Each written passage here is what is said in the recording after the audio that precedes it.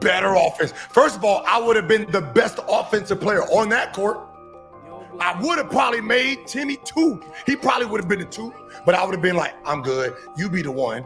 You be the first option, and then I'll take all the double teams, spacing, and I'm good.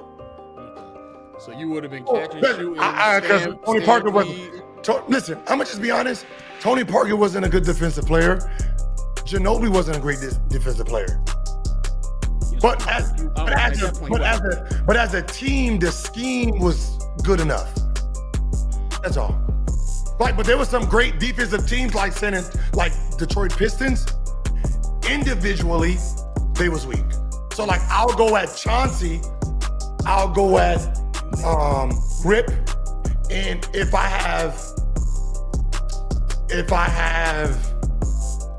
Tayshaun Prince on me, I want a full 1-4 flat. I'll back up and then pretend that I'm gonna drive all the way for him to. So he'll back up, and then I'll get my shot off. But it was rare when I tried to go in the lane, especially when they had Ben Wallace and Rasheed and Tayshaun in the back line. That was a hard team to score on, especially if he was on the side.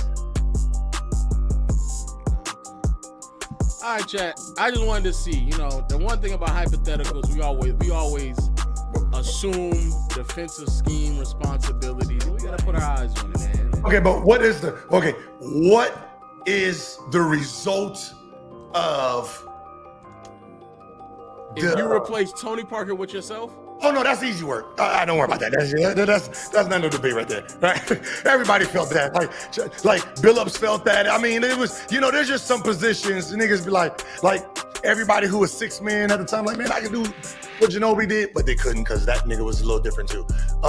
Bruce Bowen, every small forward was like, yeah, I can do that right there. I can sit in the corner, shoot a 3 or 2. You know what I mean? I can average 7 sides, but he was different too, right? But T-Mac didn't compare himself to Kobe and all that. He's just saying the structure of the Lakers at that moment in time, Phil Jackson, Rick Fox, that team, he could have pulled out at least 1 ring. That's it, right? Ring culture, the argument with ring culture is how they do the list versus what they say doesn't make sense. And that's why people say ring culture is a lie, because you guys are not consistent across the board, and we don't know the criteria as a group.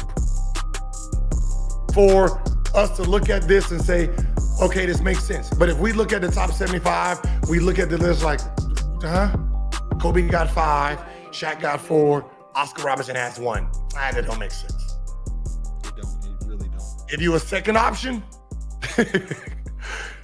good luck, all right?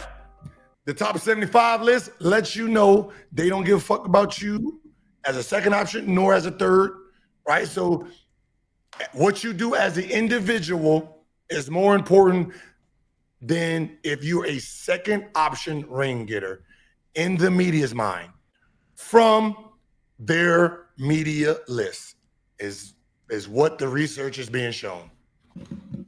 If you, and I don't want nobody to say, who cares about what they think? No, then, because I think people like to disregard the list so they don't have to answer the question, right? So if I say, if you think rings matter, then how is the greatest second option in NBA history with 6 rings, 10 defensive titles, 10 defensive teams, 7 All-NBA, 7 All-Stars. How is he 32? They don't want to answer that because they don't have an answer for it, because it makes them look stupid, because you're saying, how can rings matter if he's there? So I don't want to answer that, so they'd rather say, fuck that, who cares about them? Mm-hmm. And that's where we're not speaking hypothetical. It's a real list at 32. Right? Top 75. Somebody with 3 rings, 2 All-NBAs, 5 All-Stars, Klay Thompson is not on the list. That's a real thing.